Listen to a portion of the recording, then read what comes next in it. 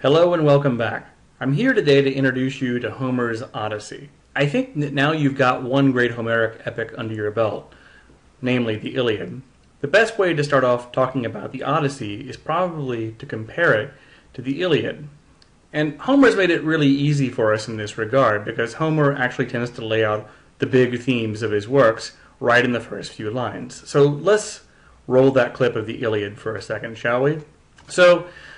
In the first lines of the Iliad, we can see that the book is about rage, right? In particular, Achilles' rage. And it's not Achilles' rage against the world or mankind in general so much as his rage against Agamemnon.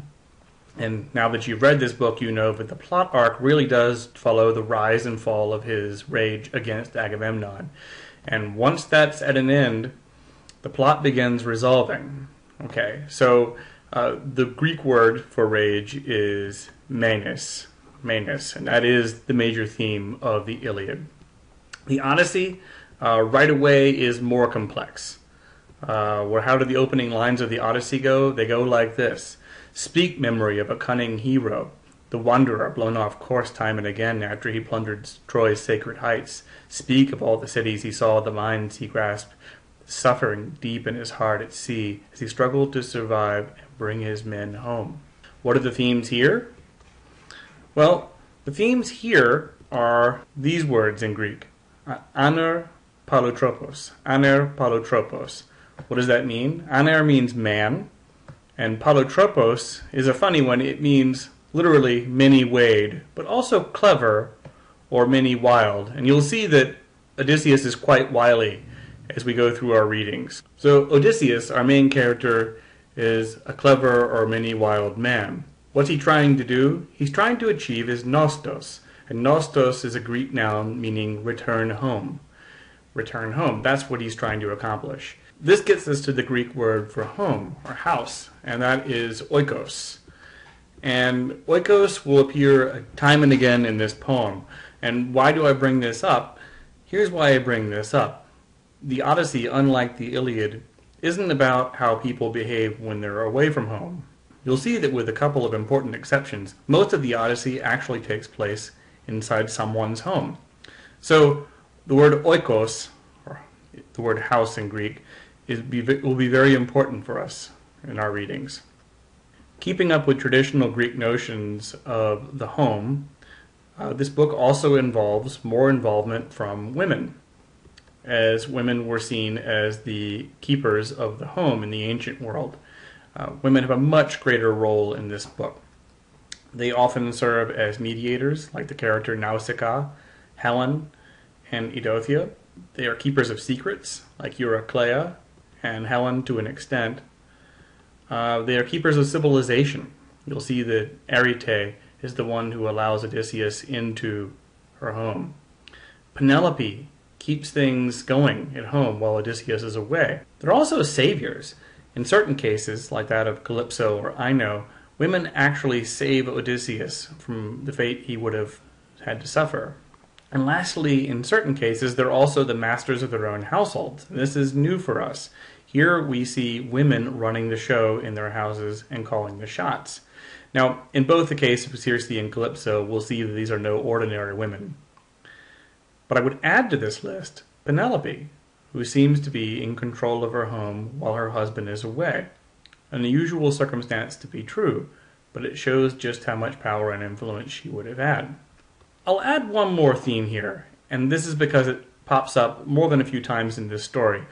We see through the characters of Phemius and Demodocus in books 1 and 8, respectively, that Homer has written bards, or storytellers, into his own story. And in a way, since Homer is a storyteller, you might say that Homer has written himself into the story. And then let's think about books 9 through 12, where Odysseus actually tells his tale to the court of Alcinous. It turns out that Odysseus is a master storyteller himself. This act of storytelling is written into a story here in a much greater way than it was in the Iliad. If the themes of this work are more complex, so is the structure. In many ways, it is unlike the Iliad in its structure. Like the Iliad, the story doesn't start at the beginning of a particular conflict and tell that in a macro scale. Instead, we start in the middle of the story and we learn all the points of the story, often in reverse or from the middle outwards. So unlike the Iliad 2, which is chronological and goes from beginning to end, this story is divided into two halves. We start at the end of the story and learn about the beginning of the story only in the middle of the story. Then in the second half of the story, we learn about how Odysseus comes home. So you could divide it up into two halves, where the first half is the wanderings of Odysseus, and the second half is his return home. But really, it's much more complicated than that. What's been going on since we last saw Odysseus in the Trojan War? Well, quite a lot. The Trojan War has come to an end, and it came to an end in the following way. A big thing for you to know, Achilles dies in the Trojan War, but not in the way you think he does. Achilles dies at the hands of Paris, of all people. Apollo guides Paris' hand as he shoots a bow and arrow and hits Achilles in the ankle, the only place on his body that is vulnerable. The Greeks are clever, and with the help of their master strategist Epius, they load soldiers into a wooden horse built out of the planks of ships. Pretending it's a gift, they give it to the Trojans as a gift, and the Trojans take it inside the city. They party and treat the horse as a gift to the gods. That night, the Greeks who were hidden in the horse sneak out of it and sack the city of Troy, thus bringing an end to the Trojan War. And it doesn't go well for the Trojans at all. Once inside, they really do kill and enslave all of Troy. It does not go well for Andromache. It does not go well for her baby son, Astyanax. In fact, I shouldn't tell you this, but I will. Odysseus is the one who kills Astyanax by throwing him off the wall of Troy. Well, what's Odysseus been up to since he left Troy? He's had 3 years of wanderings, and those are covered by this story in books 9 through 12, when he tells his tale at the court of Alcinous. Then, after that, he had 7 years trapped on the island of Calypso, the sea nymph, and the name of her island is Ogygia. Then he goes to Scheria, where the Phaeacians are. And while this is happening, Telemachus, his son, goes on a journey to find him. So you might ask yourself, well, how long could it possibly take to get home? Let's talk about the situation at the beginning of the story. Maybe this will help. So the situation at the start of the story is like this. It's been 10 years since the Trojan War has ended. And if the Trojan War took 10 years to win for the Greeks, how long has Odysseus been away? Odysseus has already been away for 20 years. Odysseus' son, Telemachus, is now 20 years of age and has reached the point of manhood. His wife, Penelope, still hasn't gotten over him. She still hasn't moved on. She still hasn't remarried.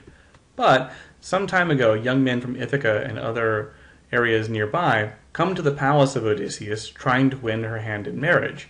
How do they do this? By hanging out at the palace and never going home.